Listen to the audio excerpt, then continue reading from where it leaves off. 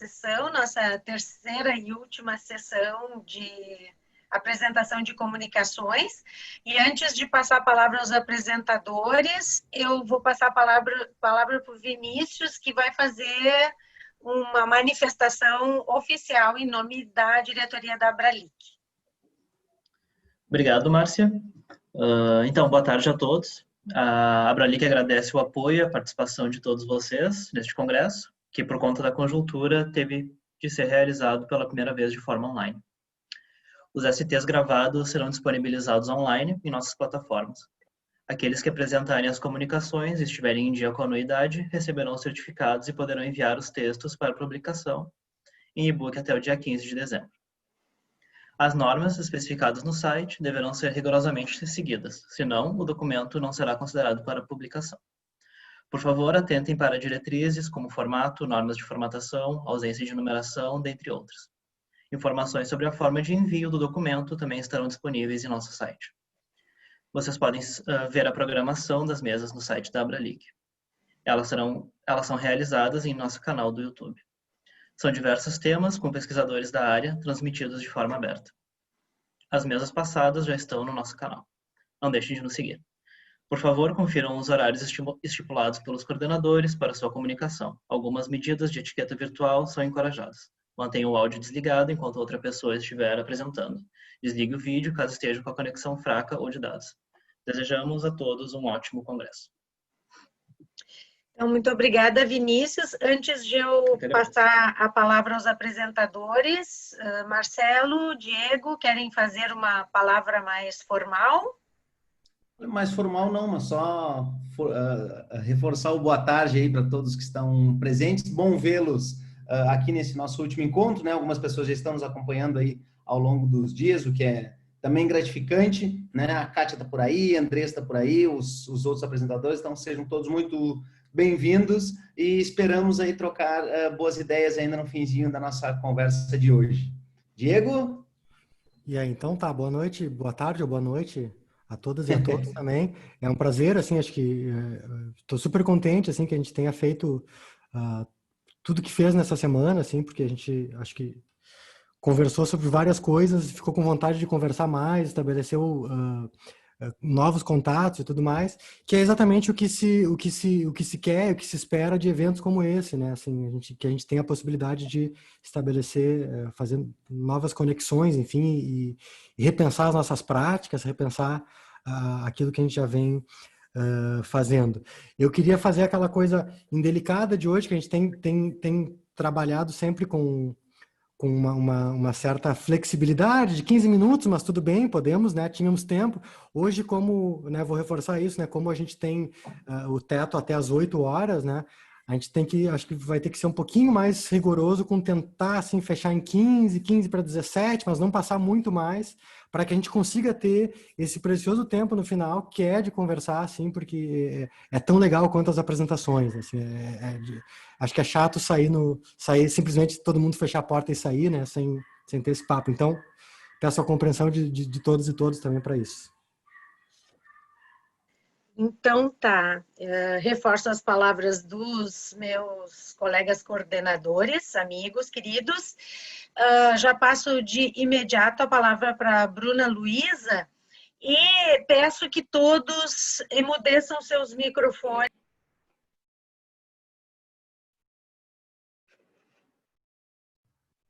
Calma, o teu não, Márcia. Nós emudecemos, mas o teu não. Agora sim.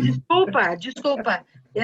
Vou mostrar, eu acho. Emudeçam seus microfones enquanto a Bruna Luiza apresenta. Cadê a Bruna Luiza? Que eu não estou vendo na minha... Estou aqui, olá, boa noite. Oi, boa tarde. tudo bom, Bruna Luiza, querida? Então, a palavra é tua, seja muito bem-vinda. E vamos fazer a mesma dinâmica dos outros dias. As 4 apresentações em sequência e depois passamos ao debate, ok? A palavra é tua. Oi, gente, tudo bem? Boa tarde, eu sou a Bruna. Vou começar me apresentando um pouquinho, ou melhor, acho que eu já posso compartilhar minha tela, que eu tenho uma apresentaçãozinha, eu vou compartilhar aqui com vocês a minha tela, eu fiz uma apresentação. Opa, que eu tô dando spoiler aqui.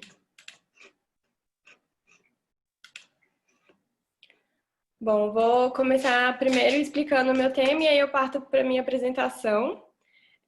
O tema do que eu vou falar hoje, o tema do trabalho que eu vou fazer e eu estou desenvolvendo, se chama As Narrativas Implícitas e Explícitas, uma análise comparativa das formas de produção literária. E antes de eu começar a falar, vou tentar ser o mais breve possível. Eu construí a apresentação para ser o mais breve possível, para não ultrapassar os 15 minutos. Eu vou contar um pouquinho o que eu sou. Eu sou comunicóloga, eu sou formada em comunicação social, né? Eu trabalho com publicidade, na verdade, não sou das letras. E eu entrei no mestrado em Estudos Literários Aplicados em Escrita Criativa na URGS ano passado, com a proposta desse tema que eu vou apresentar para vocês.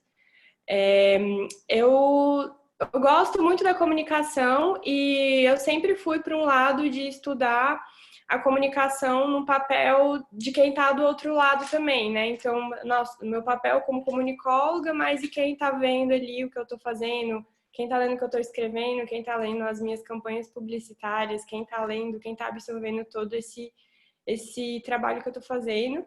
E na literatura, acho que não foi um pouco diferente. Eu também iniciei a minha pesquisa nas letras e na escrita criativa com essa perspectiva de pensar a relação do escritor e do leitor, né, nessa produção. Então, vocês vão ver que eu vou falar, que eu vou explicar o que é, o que eu cheguei à conclusão de narrativas implícitas e explícitas, mas também focando nessa questão da recepção do leitor, da participação do leitor na obra, que eu acho muito importante, né? Então, eu vou explicar o que são narrativas implícitas e explícitas, o que eu entendi. Eu estou fazendo essa pesquisa já tem um ano, né? Estou com um ano de mestrado, então eu tenho pesquisado. Então, tudo que eu estou falando aqui são percepções e estudos que eu tenho feito até hoje sobre esse tema, mas não são nada definitivos, é tudo uma pesquisa, né? Mas o que eu tenho pesquisado até agora do que são narrativas implícitas e explícitas são formas de produções textuais que possibilitam a construção de histórias com determinados graus de complexidade e interpretação. Ou seja, histórias e narrativas que têm uma ou duas ou mais camadas de interpretação, né? E para eu chegar nesse contexto, nessa questão das camadas, eu queria fazer um comparativo. Eu gosto muito de iniciar esse debate fazendo uma comparação entre cinema, teatro e literatura. E primeiro, antes de falar do conteúdo da narrativa, né, do narrativa implícita, a gente pensar o conteúdo que é implícito. Antes de chegar ao conteúdo, eu gosto de partir do princípio da leitura. E eu gosto de partir desse princípio de cinema, teatro e literatura, que eu vi no livro do Robert McKee, que ele é um escritor, e ele fala muito sobre, num livro, Diálogo, que ele explica essa relação entre cinema, teatro e literatura. E ele fala uma coisa que me chamou muita atenção, inclusive foi a partir disso que eu comecei a fazer essa pesquisa, que ele fala de como a literatura ela é um tipo de leitura totalmente individual, diferente do teatro e do cinema. Então, no teatro, a gente tem uma experiência coletiva, né? Dificilmente a gente vai no teatro sozinho. Então, a gente assiste uma peça e a reação do público também impacta a nossa reação, a nossa percepção, o que a gente tá ali, o que a gente vai absorver do espetáculo. No cinema, ele já pode ser individual ou coletivo, né? A gente tem a experiência de ir ao cinema e assistir o filme com outras pessoas, mas a gente também tem a opção de ver o filme sozinho. Então, também isso impacta na nossa percepção e na nossa reação com a história, com a narrativa. Mas a literatura ela é completamente individual. Você não lê um livro com outras pessoas. Você lê totalmente individual. Um livro, a não ser que você faça um debate depois, mas aí já é outra forma de leitura, né? O primeiro contato que você tem é totalmente individual. Então, ele diz que a literatura, ela por si só já é implícita. Por quê? Porque, diferente do cinema e do teatro, as ações, as imagens não estão explícitas para a gente. A gente pega um livro cheio de palavras, cheio de letras, a gente precisa imaginar o que está ali. Então, o personagem, as imagens, os sons, tudo está completamente implícito. A gente precisa fazer essa interpretação do que está sendo mostrado. No cinema, a gente vê, a gente escuta, a gente tem acesso às imagens e ao som, e isso tem outra experiência de recepção para a gente. né? E eu gosto muito de fazer essa comparação de que, assim, o teatro, ele não tem tantos recursos técnicos, né? Então, ele é muito explícito. Então, tá ali o personagem, a voz dele, a ação dele, né? Claro que existem espetáculos que podem, sim, trazer narrativas implícitas, trazer isso, mas, em geral, a técnica dele é muito mais rápida. Então, tem muito pouco tempo e muitos poucos recursos para fazer uma leitura mais implícita.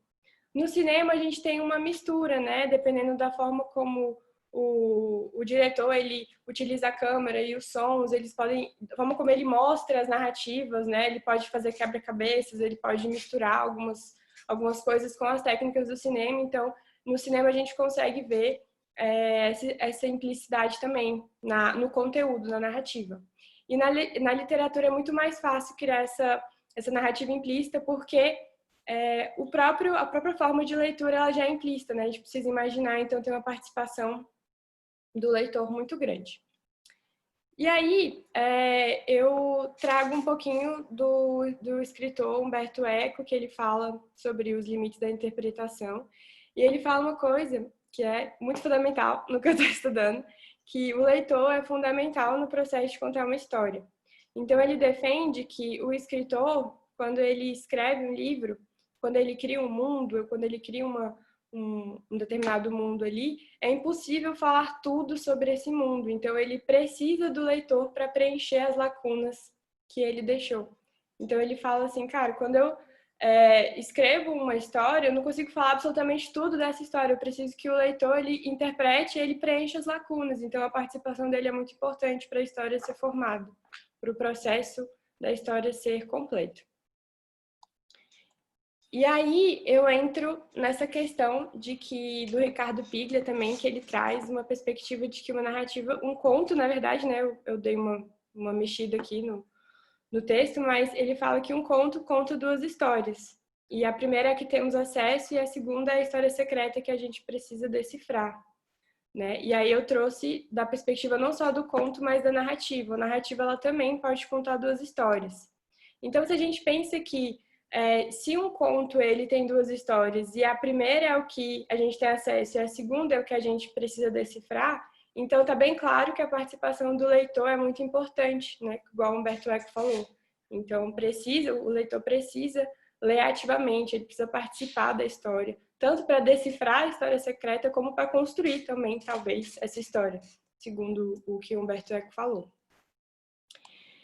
E aí existe uma questão que eu estou estudando ainda, que é até que ponto a gente faz essa separação, né, de explícito e implícito, até que ponto a gente consegue enxergar a história explícita, então, vamos ler uma história, tem lá a história explícita bem aberta pra gente, e quando começa a história implícita, será que ela começou lá no início junto? Será que desde o início tem a história explícita e a história implícita? Ou existe um momento em que o escritor dá elementos para o leitor achar essa história implícita? Será que existe esse ponto de partida, né?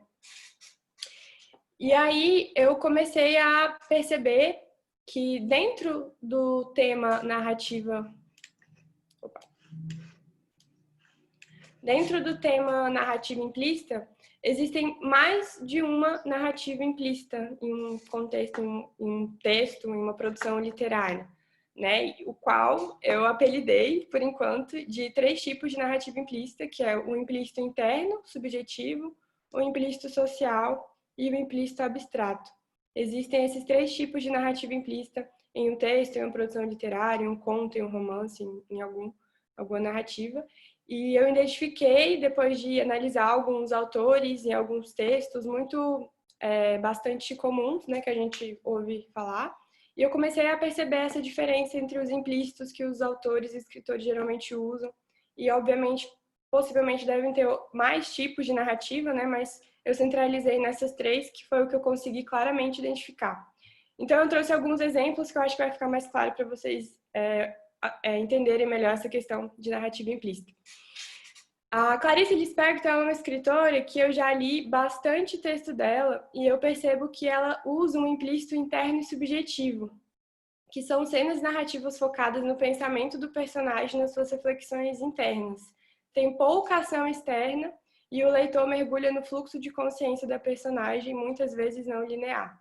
Então, a Clarice, eu já li alguns contos dela e livros, e ela costuma fazer histórias e contos onde a narrativa é completamente dentro da cabeça da personagem.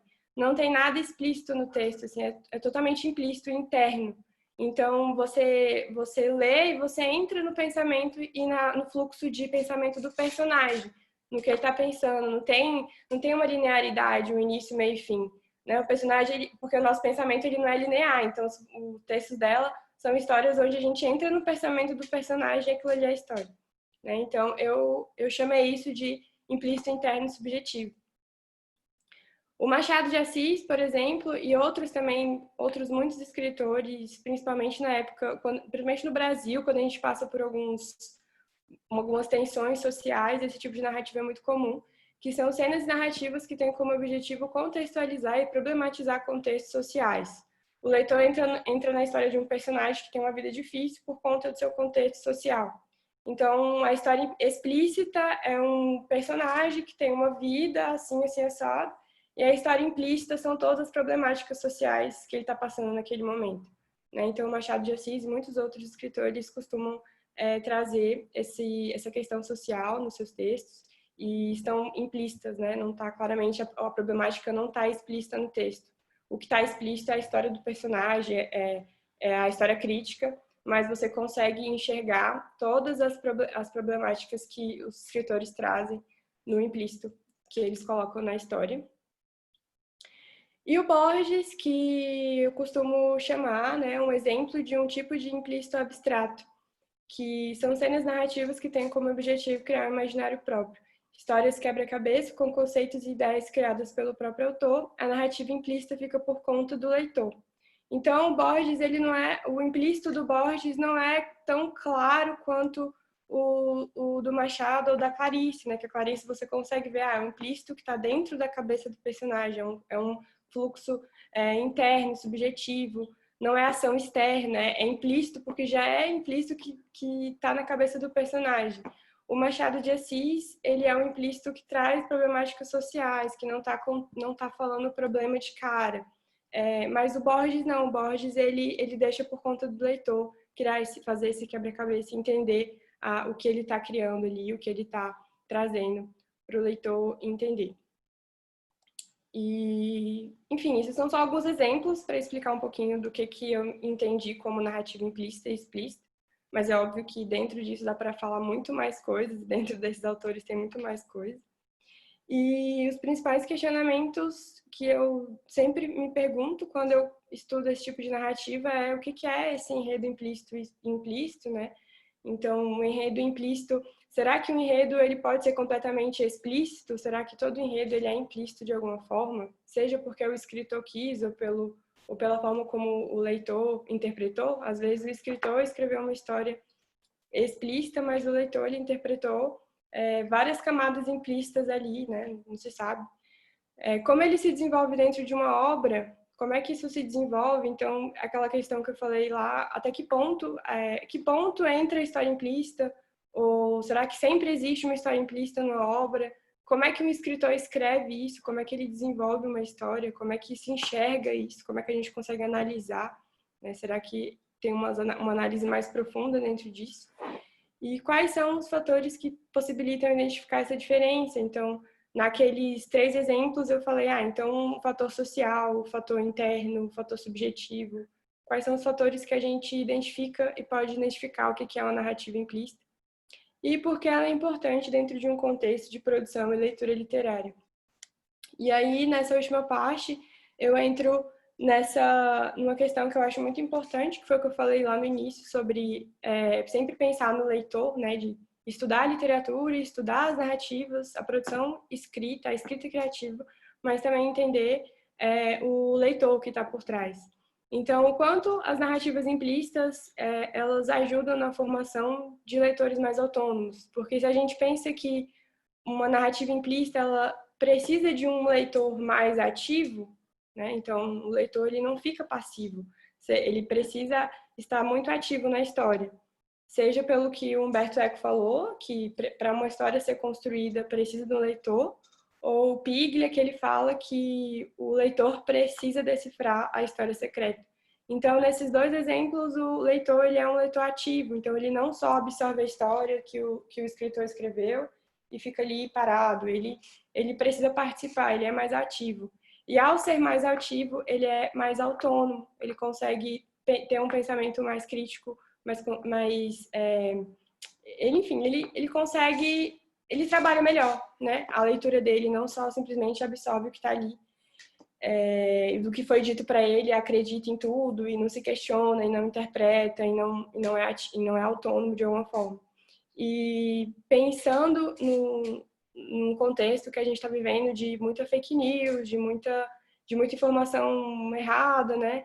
Como é que a gente pode criar autores que leiam e consigam interpretar melhor e consigam ser ativos nas suas próprias leituras e não só receber o que está sendo dito sem participar ativamente dessa construção. Então é isso. Não sei se eu passei de 15 minutos, mas tentei ser o mais rápido possível. Muito obrigada, Bruna.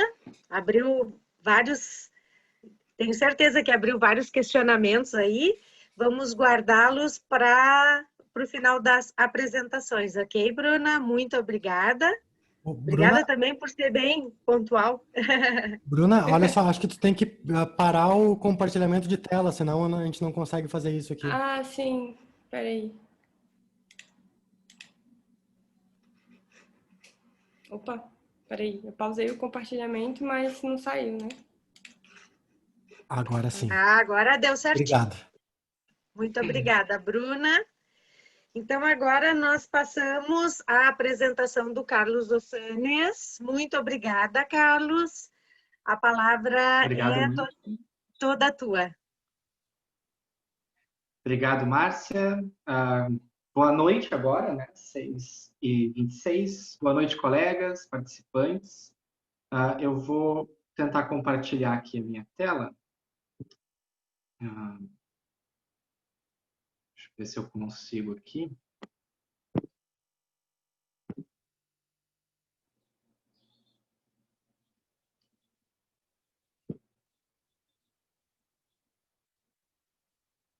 Aqui, consegui. Eu sou o Carlos Osânias, eu faço doutorado em Estudos da Literatura na URGS, na área de Estudos da Literatura, dentro do PPG Letras. Sou orientando da professora Marcivana. E essa apresentação que eu elaborei para hoje, essa discussão, ela é, na verdade, um recorte do procedimento de pesquisa da minha tese de doutorado. Então, o que eu vou apresentar são alguns procedimentos e alguns questionamentos que eu tenho feito nesses últimos percursos de leitura e pesquisa. No mestrado também fiz na URGS e trabalhei com uma noção de narratividade no cinema e na literatura, ainda na área da comparada com teoria da literatura, e agora com uma parte mais prática, efetivamente, de percepção do percurso de escrita criativa, em que tento encontrar algumas respostas e mais fazer perguntas do que respondê-las a respeito da composição dos narradores e das vozes narrativas, principalmente nas produções audiovisuais que se relacionam com a literatura, mesmo que não sejam adaptações cinematográficas diretas de enredos literários, mas que façam algum diálogo direto ou indireto com a literatura. Essa apresentação, que se chama Narradores Presentes na Ausência, então, um recorte da tese, do projeto da tese, que é sobre a flanerie narrativa. Então, em diversos momentos, essas informações vão surgindo ao decorrer da apresentação. Tá? Por que as vozes narrativas evidenciadas no processo de criação, então? Eu elaborei só alguns tópicos para guiar a discussão, mas, em base, o que se propõe nesse trabalho é justamente uma aproximação e uma identificação das estruturas narrativas, partindo, obviamente, da teoria da literatura, que já possui uma consolidação em relação à análise das suas obras, enfim, ao seu corpus e efetivamente a construção da sua teoria, com a relativamente nova teoria do cinema e as suas proposições a respeito da narratividade. Então, o primeiro ponto, efetivamente, de diálogo entre as duas e ponto de problema é a partir da identificação do narrador, do autor e, efetivamente, as figuras que a gente encontra na literatura, de certa forma, com maior propriedade, a divisão da narrativa, efetivamente, a partir da identificação do narrador, e como que se dá esse processo de identificação no cinema. Tá? Então, a partir de agora, efetivamente, no doutorado, eu busco algumas lacunas que ficaram em aberto da dissertação de mestrado, que eu analisei a quebra da quarta parede na adaptação de House of Cards, para a versão televisiva adaptada pela Netflix, em que há alguns preceitos muito interessantes a respeito de quem efetivamente narra no cinema. Né? Então, essa discussão, até inclusive feita anteriormente pela colega, a respeito de experiência individual, experiência coletiva, nesse caso, volta dentro desse trabalho num sentido externo com a percepção, efetivamente, de quem está contando a história e quem é o narrador na literatura e no cinema. A proposta, então, inicial para ter uma base para essa discussão são dois preceitos importantes, predominantes, por assim dizer, né? Que é, primeiro, na teoria da literatura, a separação entre a figura do autor da obra, efetivamente quem escreve no seu processo de autoria, o indivíduo com a caneta na mão, aproveitando a caricatura, e efetivamente do outro lado, do lado de dentro, intradiegeticamente na história, o autor que ele elenca, o autor ou os autores, que a depender do seu ponto de vista da narrativa, da sua voz narrativa, quer seja personagem ou completamente fora da narrativa, um heterodiegético, como que a gente possui essa separação entre o narrador e o autor na teoria da literatura. E efetivamente aproveitando uma proposta do André Baudreau na From Plato to Lumière, que é a proposta do mega narrador, tentando resolver, tentando propor uma discussão, um paradigma a respeito da narratividade no cinema. Né? Então a gente parte do princípio de uma discussão prévia a respeito do mega narrador, para compor e para compreender, tentar compreender dentro do processo de criação de uma obra audiovisual, como que esses narradores são elencados. Então, a proposta do mega narrador é justamente que há uma figura, a figura do diretor, que equivaleria ao nosso autor literário, que é quem decide como que a narrativa vai ser contada. E por decidir como que a narrativa vai ser contada, ele efetivamente é o autor e também assume o papel de narrador. Indo contrário a algumas perspectivas, inclusive desatualizadas, de que a câmera do cinema seria o narrador, enfim.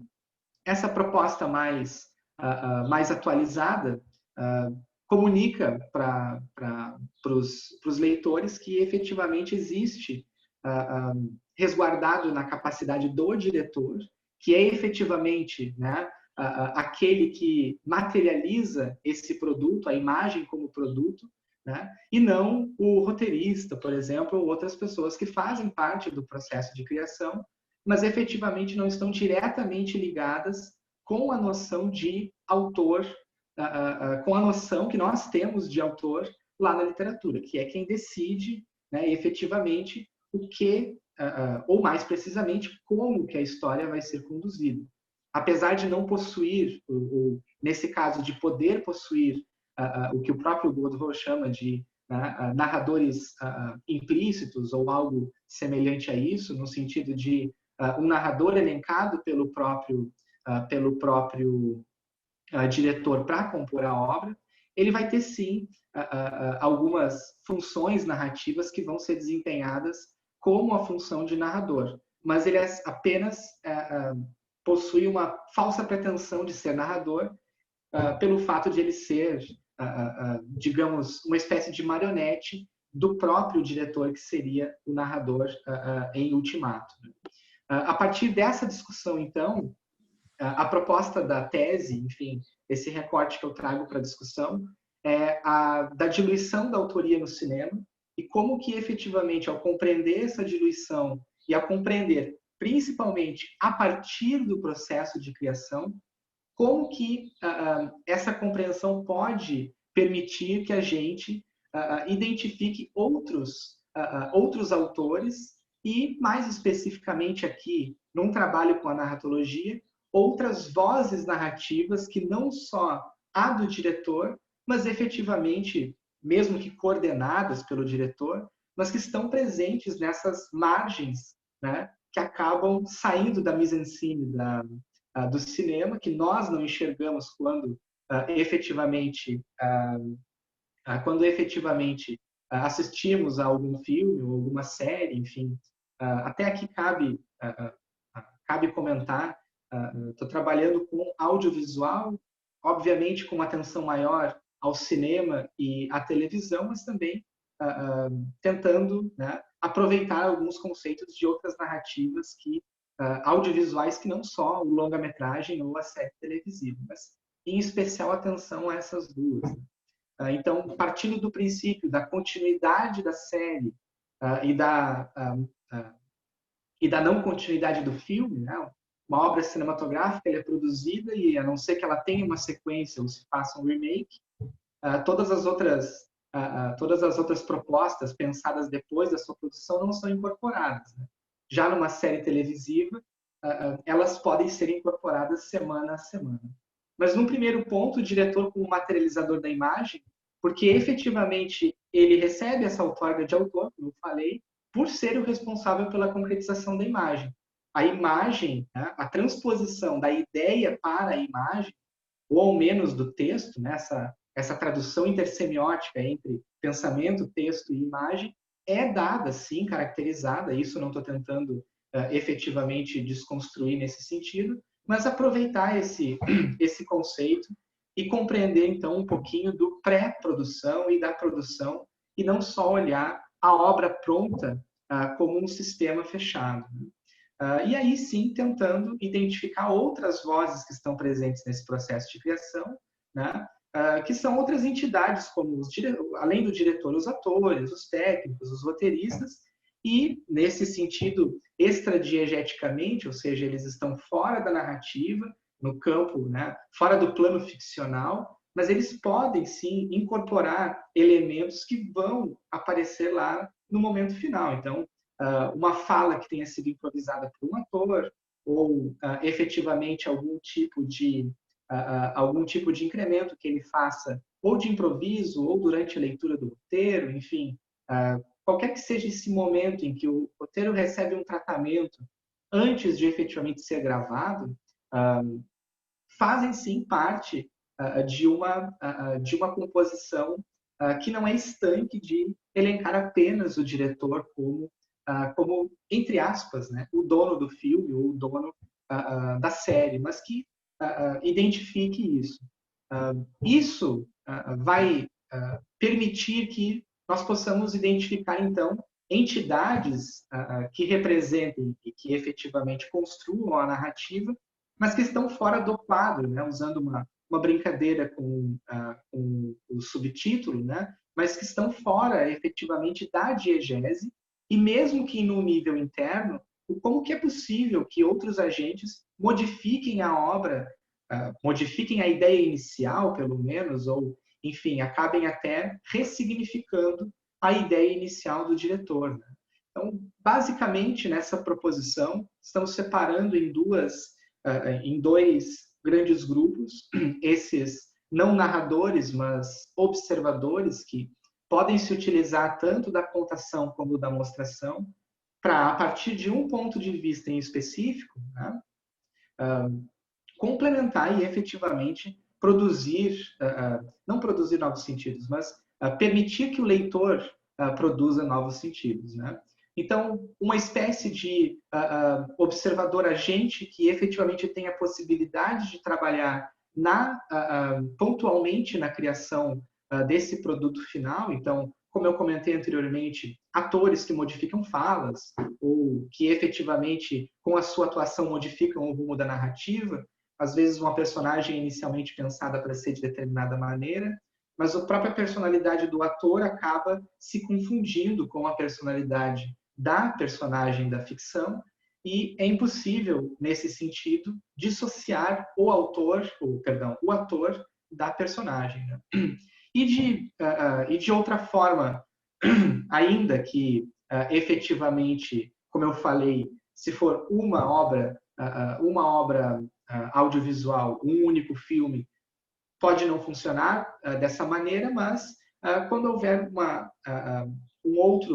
continuação desse filme, ou efetivamente um remake, ou mesmo que se faça, por exemplo, a remasterização de um filme, é possível se acrescentar elementos que a crítica pode construir, e mesmo que nós não estejamos diretamente no set de filmagens, é possível que a nossa opinião como espectador vá influenciar a construção da obra num rumo mais adiante. Então, é possível que alguém que não esteja no set de filmagens efetivamente ajude a construir a obra, né? Mas para o lado de um observador paciente, né? Via de regra, aquele que não trabalha no processo de criação ainda assim pode, a sua leitura nesse sentido, pode contribuir, construir a composição da narrativa. Então, essa parte mais paciente, mais inativa, né, ainda assim se enquadraria nesse sentido como um observador que, ainda que não fale ou não tenha voz diretamente, ele tem sim um pensamento e uma crítica a respeito daquela obra. Então, por último, para concluir a discussão e para encaminhar para o final, essa importância de reconhecer que provavelmente nesse sentido não seja contemplada ainda no campo da análise cinematográfica, é a relação entre o autor, e aqui cabe um plural para os autores, né, no plural, entre os autores, ou mesmo que seja uma figura única do diretor, a obra em si, mas principalmente o seu público que vai fazer a recepção dessa obra e que pode fazer com que essa via não seja unilateral, não seja só autor, obra, público, mas que em determinado momento haja aí então o plural desses autores, mas também o público interferindo de alguma maneira, mesmo que não diretamente na construção da obra, mas também às margens dessa construção, fazendo com que por exemplo, criando leituras plurais que vão influenciar a leitura do grande público, né? Então, às vezes, uma crítica muito difundida pode fazer com que os novos espectadores daquela obra signifiquem aquela obra de maneira diferente. Então, é importante inseri-los dentro desse processo, porque, obviamente, sem a recepção da obra, a significação ela não é completa, ela é dada, né, obviamente, pela relação com o espectador, né? E principalmente não dizendo que há uma única verdade do texto, nesse sentido que seria dada pelo diretor, né? Então, para não cercear o direito de interpretação do público, dando essa oportunidade também para outras vozes e outras manifestações dentro do processo de criação. Era isso. Muito obrigado pela atenção e pelo espaço. Nós é que agradecemos, Carlos. Nós que agradecemos mesmo. Bastante coisas para pensar a respeito dessa autoria coletiva aí, né? Que é bem importante, bem atual e talvez seja cada vez mais atual. Então, vamos prosseguir com as apresentações. Agora, o Marcelo, meu colega e parceiro aí da organização. Fica aí à vontade, Marcelo. Já agradeço. E a palavra é tua. Muito bem, muito obrigado, querida Marcivana. Eu vou tentar compartilhar minha tela aqui. Vejamos, funcionando bem aí para vocês? Foi compartilhada? Sim. Sim, me disseram que sim. Ótimo, Sim, ótimo. sim, tranquilo. Então, tá buenas. Então, vou dando um start aqui no meu horário também, para ser pontual. E seguimos na área do audiovisual e do cinema, né? Aliás, eu já aproveito para pontuar não só o nosso grande problema ontem em relação à URGS, que é essa interferência do governo a respeito da reitoria, mas também o cinema e o audiovisual é uma área que está sofrendo muito neste momento. Então, é muito bom ver colegas pesquisadores, ver o cinema sendo pensado, discutido. Não é exatamente o meu caso aqui, mas também é uma luta e é uma bandeira que eu carrego. Então, eu vou fazer aqui um breve recorte também de um trabalho que já foi desenvolvido. Ontem ele foi comentado, inclusive, aqui. Foi a minha tese, que foi a primeira na linha de pesquisa, primeira na linha oficializada, né? Porque tivemos trabalhos anteriores que não estavam reconhecidos, por assim dizer, o que só reforça todo o esforço e toda a dedicação, inclusive da prof. Márcia Ivana, a quem eu agradeço aqui também publicamente, né? Então, se a gente contribui um pouquinho com isso aí, foi realmente um prazer, né? E o que eu apresento aqui hoje, então, é um pedacinho desse trabalho. Nesse trabalho, o meu foco era, a partir da escrita criativa e mais especificamente da crítica genética, era pensar a fotografia. Então, acho que o Paulo também comentava, né, na terça-feira, nós que nos sentimos meio patinho feio, né? A Bruna também está vindo aqui da publicidade para letras. Eu também transito na literatura, na fotografia, um pouco no audiovisual e no cinema também. Então, às vezes, a gente se sente meio perdido, mas, como comentamos ontem a respeito, acho que, se não me engano, da Andresa, talvez isso seja um diferencial nosso enquanto pesquisadores também, né? Talvez a gente possa contribuir, somar, na verdade, né? Trazer questões aí da comunicação, da fotografia, para chegar na literatura e fazer algo ainda mais rico. Então, foi o que eu tentei fazer no meu trabalho. Aliás, além do meu...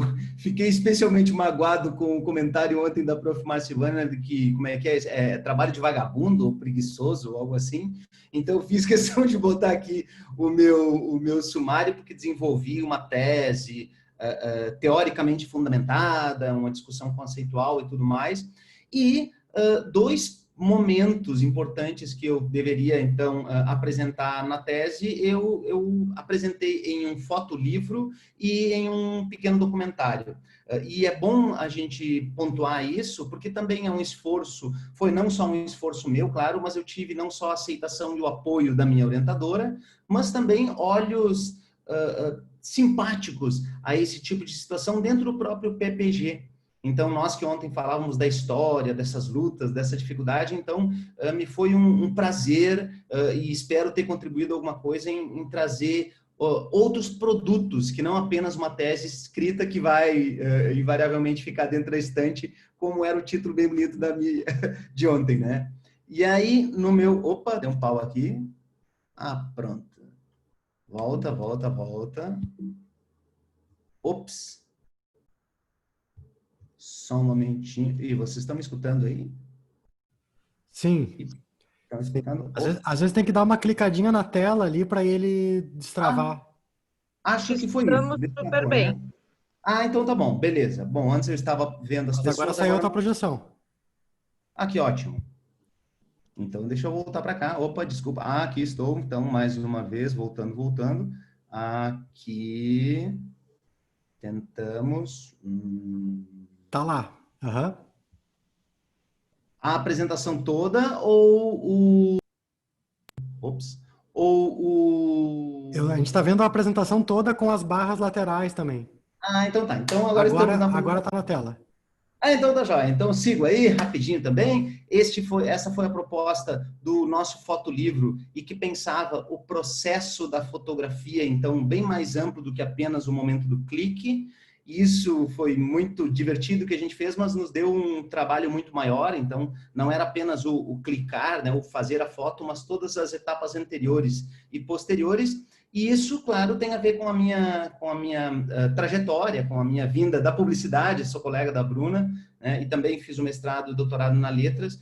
Trabalhava com fotografia, trabalho até hoje, dou aula disso e tudo mais. Então, o que eu venho fazer aqui hoje, ainda a título de esclarecer mesmo, é dividir um pouco dessa minha experiência E também incentivá-los, porque esse espaço aqui ele também é de troca e de recarregar as energias, como eu sempre gosto de pensar. E daqui a pouco tem os colegas que estão com pesquisas em andamento ou amadurecendo propostas futuras. Então, se a nossa experiência puder ajudar, a gente fica muito feliz. E eu, particularmente, desde já me coloco à disposição. Se alguém no futuro quiser fazer alguma coisa, trocar ideias e tal, eu estou à disposição para poder ajudar no que preciso. Certo? Então, eu fiz a escolha pelo uso de um documentário, agora eu chamo de documentário, mas era apenas para facilitar a minha necessidade de captar, fazer entrevistas com as pessoas que eu iria entrevistar, a princípio uma, mas aí fomos aumentando, e também já pensando lá na frente numa forma de divulgação, né?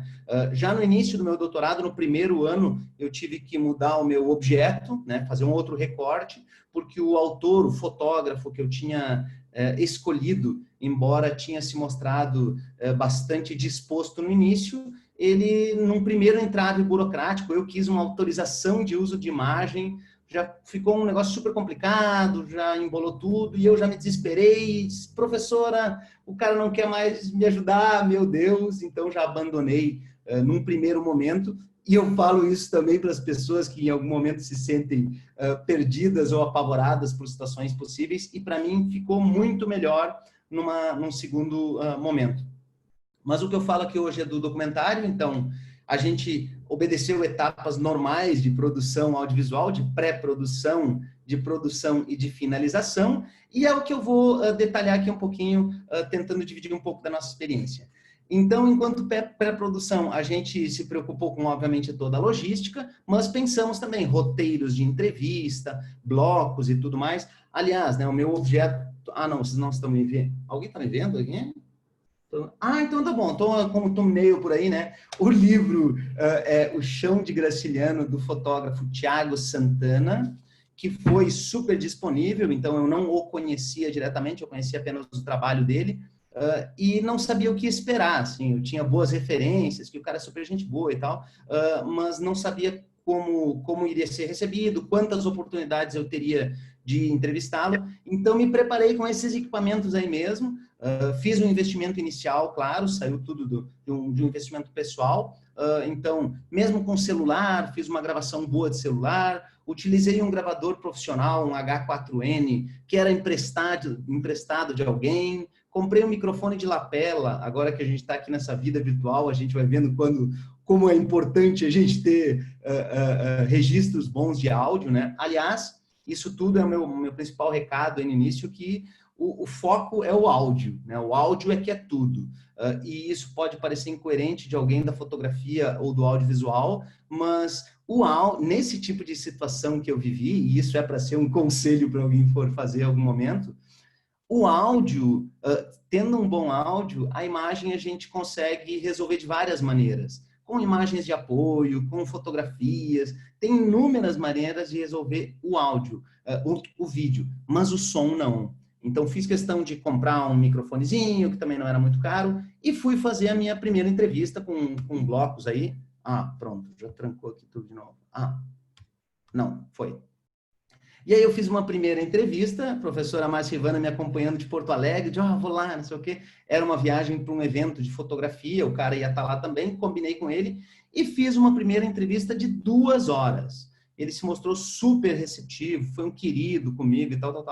E eu disse, bom, então já vou fazer uma entrevista aqui, resolvi do meu jeito. Só que essa primeira entrevista deu muito pano para manga e rendeu essas 8 entrevistas. Nem eu lembrava que tinha feito 8, foi uma tabelinha agora que eu fiz para a apresentação. E a gente chegou num total de 16, 17 horas de diálogo, o que foi muito bom no primeiro momento, mas criou vários problemas ao longo do processo, né? Então, aí estão informações básicas das entrevistas que eu fiz. 4 delas foram com o fotógrafo diretamente e outras foram com outros sujeitos envolvidos no trabalho, né? E também fiz questão de visitar, não sei se a Ângela está aqui, ela apresentou na terça-feira, né? Ela é editora de livros e falava sobre o processo dela. Eu também, neste caso, fiz uma visita a uma gráfica que é especializada na impressão de livros fotográficos aqui no Brasil.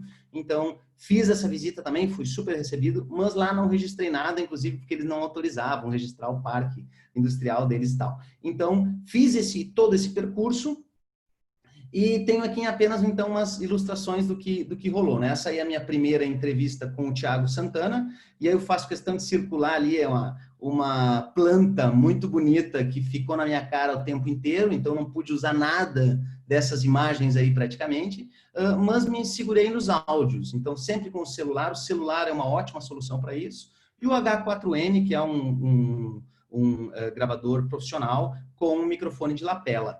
Então, nesse primeiro momento aí, já fiquei sabendo de muita coisa, já solucionei algumas dúvidas que eu tinha para o meu trabalho, e o Thiago colocou todo o seu acervo à disposição, que estava em Fortaleza, eu teria que ir para lá, então me organizei depois e fui fazendo. E ele se colocou super à disposição também para fazer ponte com os outros sujeitos.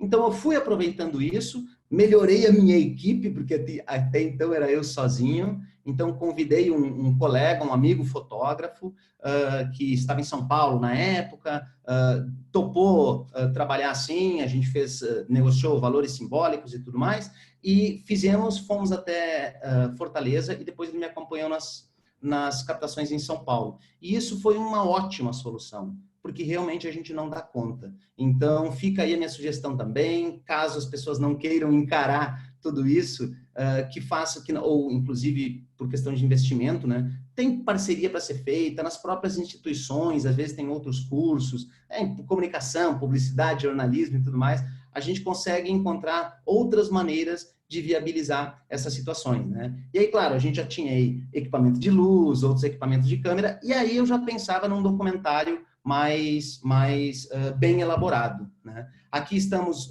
no acervo do próprio Thiago Santana, então ele liberou todo o material para nós, a gente ficou alguns dias em Fortaleza, inclusive na própria editora, dele essa editora, o acervo, com chave, com tudo, assim, numa tranquilidade muito grande, equipamentos, que são equipamentos caros, são equipamentos importados, delicados e tudo mais, então a gente teve acesso a tudo isso e foi aproveitando isso da melhor maneira, né? A gente também registrou muitos materiais que nós não sabíamos o que teria, então era um outro problema, assim, questões técnicas, alguns papéis impressos, como é que a gente ia trabalhar com tudo isso, fotografias, impressões, então também foi muito importante ter essa parceria do meu colega que fez todo o trabalho de videomaker, o Henrique Pereira, e tudo mais, aqui ele trabalhando também, me ajudando, então tinham questões técnicas sérias para serem resolvidas, não é tão simples resolver tudo com um celular ou com uma máquina simples, né? Aqui, variações desse trabalho, às vezes questões de luz, pode ficar super amarelado, mais branco, mais azulado, então eram coisas com as quais eu não podia me preocupar, e algumas propostas um pouco mais audaciosas dele, então enquanto captação, enquanto visual desse possível documentário. Aqui já a terceira entrevista com o Thiago, que foi super solícito, um querido, horários difíceis, e nos recebeu muito bem, a gente discutiu bastante, então isso facilitou muito a minha vida. Esse aqui foi um espaço super peculiar, que era um espaço em reforma, que vai ser um museu, e o próprio Thiago estava envolvido nessa reforma, então tem um espaço aberto, ali tinha um barulho lá de fora, a gente teve que gravar às 9 horas da noite para ficar até a meia-noite conversando. Então, problemas logísticos que, com planejamento, eles já acontecem, e mesmo assim a gente teve que enfrentar e conseguiu resolver a maioria deles, né? Mas então, a importância toda do planejamento aí se mostrou cada vez mais importante. E no segundo momento eu fiz outra série de entrevistas aí em São Paulo, porque o Thiago fez muita questão. Este, por exemplo, é o Audálio Dantas, o repórter, o jornalista que teve a ideia inicial do livro, que acompanhou viagens de campo e tudo mais. Eu, particularmente, nesse momento, estava super nervoso, porque esse cara, ele era um jornalista muito importante, ele estava debilitado, estava adoentado na época, mas ficou muito feliz em nos receber, porque era um trabalho que ele não falava muito. Logo depois, inclusive, ele veio a falecer, e foi uma experiência assim, maravilhosa para mim, para entrevistar um cara que era uma figura do jornalismo brasileiro, foi uma figura muito importante na ditadura e tudo mais. Também falei com editores de imagem. Esta foi uma entrevista que eu não consegui gravar, não senti uma receptividade boa do meu entrevistado e tal, mas me explicou muitas coisas do processo de criação, então tive que registrar algumas imagens maiores, algumas questões técnicas, scanner e tudo mais, não vou detalhar tudo isso aqui, né? Essa também é a filha do Audálio Dantas, que eu descobri que havia ido numa viagem a campo, certa vez, porque o livro se passa todo no sertão nordestino. Então, ela, que era estudante de jornalismo, foi junto com o pessoal uma vez. O Audálio me colocou em contato com ela, consegui fazer uma entrevista com ela. Ela também, jornalista da Band News, sei lá, a gente se encontrou num restaurante, meia-noite, negócio super complicado, mas um esforço todo recompensado. E já vou me encaminhando para o final aqui. Esta aqui foi a minha última entrevista com a laboratorista das imagens, então, a pessoa que ampliou os negativos e tudo mais, que foi super receptiva também, a Rosângela Andrade. E aí nós tivemos acesso a espaços super especiais, assim, para nós da fotografia, laboratório de revelação preto e branco e tudo mais.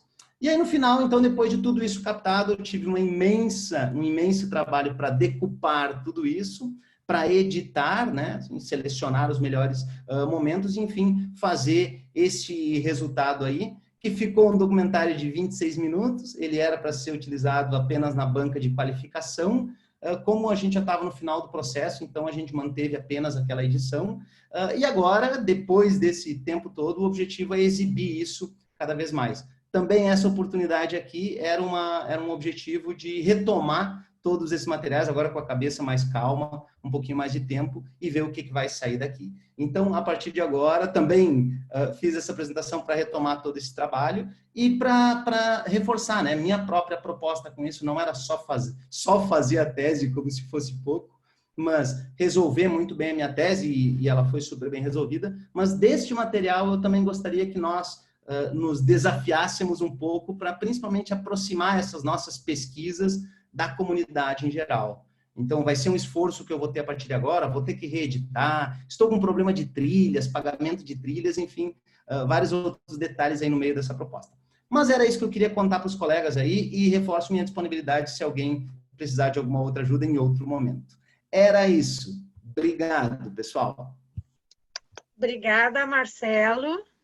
Muito legal tornar pública essa tua pesquisa, que eu já conhecia bem de perto, bem de dentro, né? Vamos conversar sobre ela depois. Trabalhou pouco, né? Hã? Trabalhou pouquíssimo, né? Trabalhou, né? Marcelo, era trabalho de preguiçoso, que as colegas diziam. Preguiçoso. Esse trabalho de preguiçoso. Não. É legal, é muito legal, é bem bom.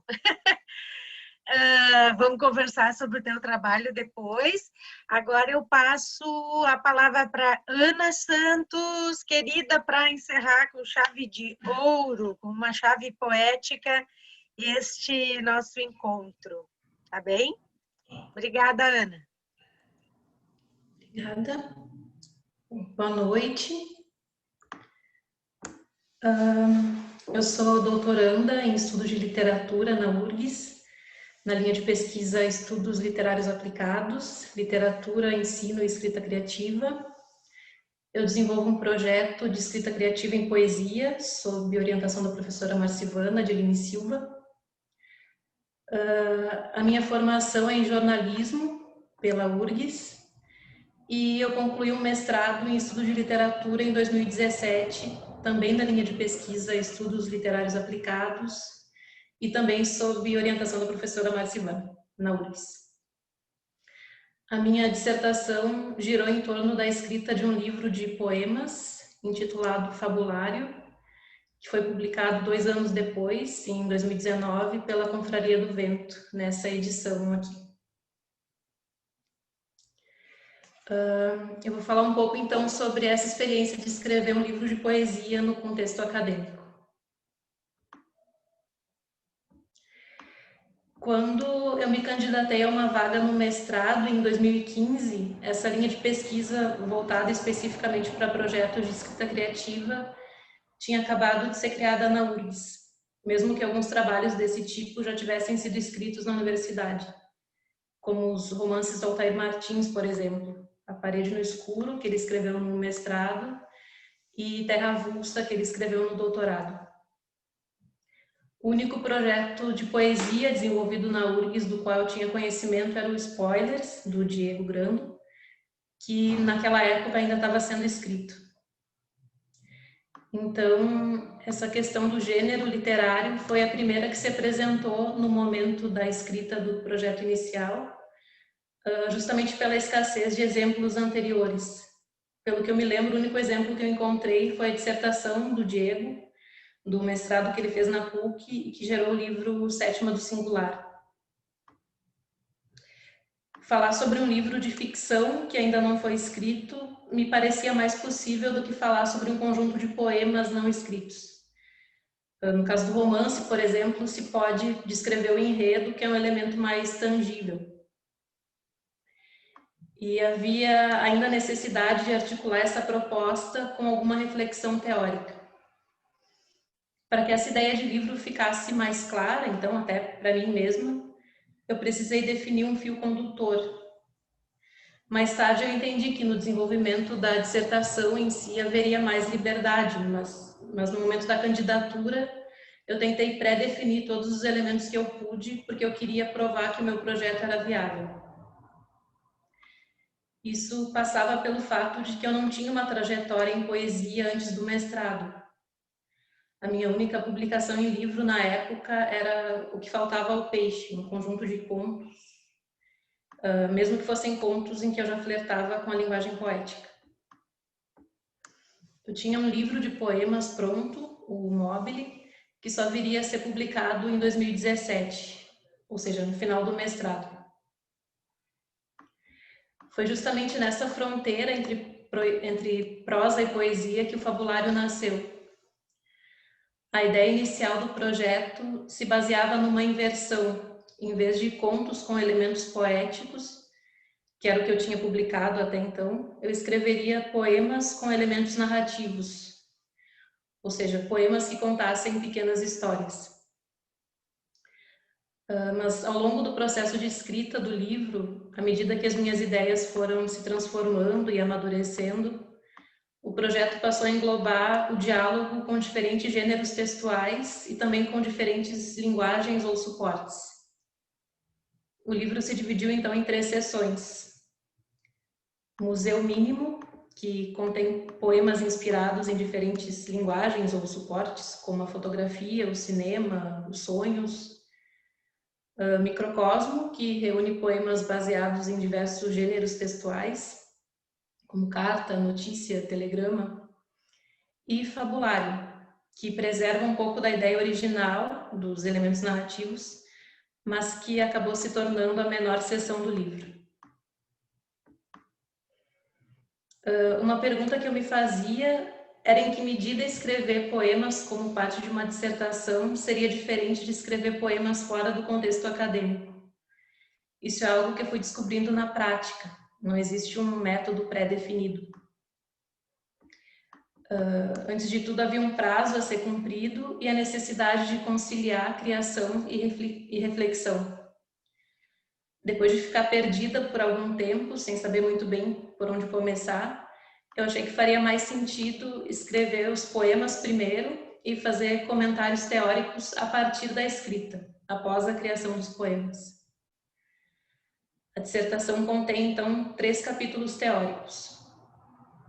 No primeiro deles, eu apresento reflexões sobre a escrita do livro e sobre o processo de criação literária em geral.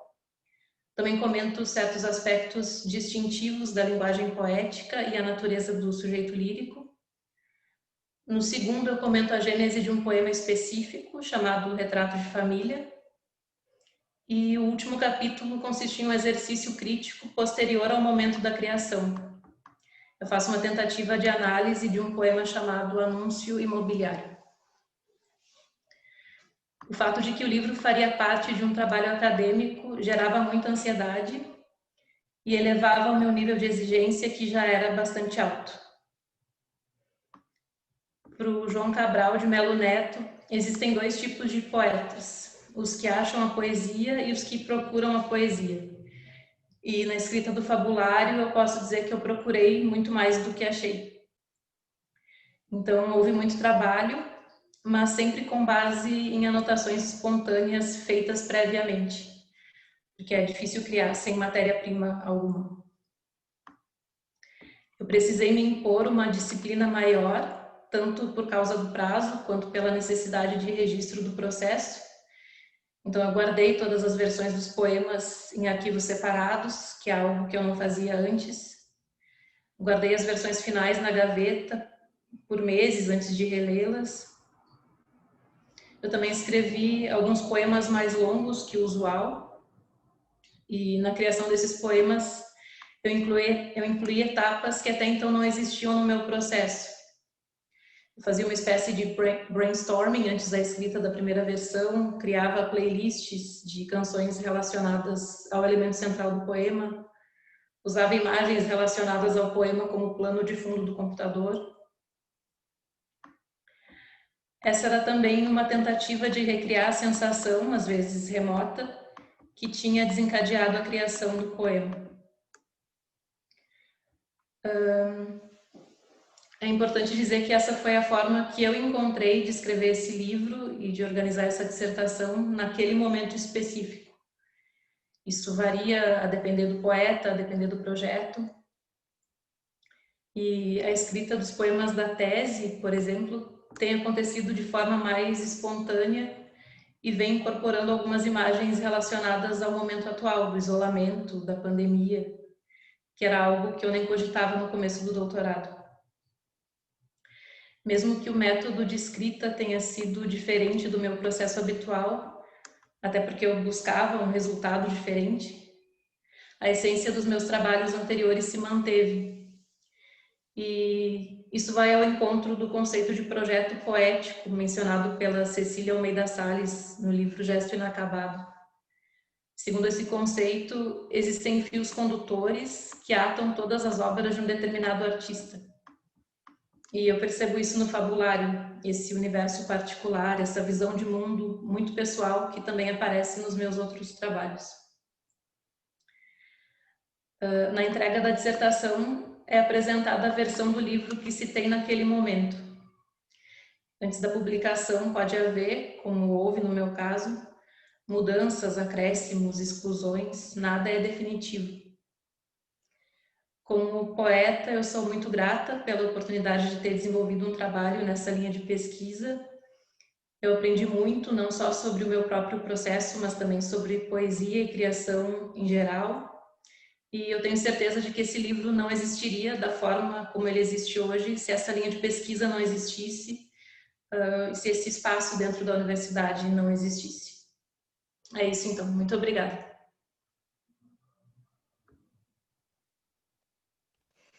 Obrigada, Ana. Que lindo depois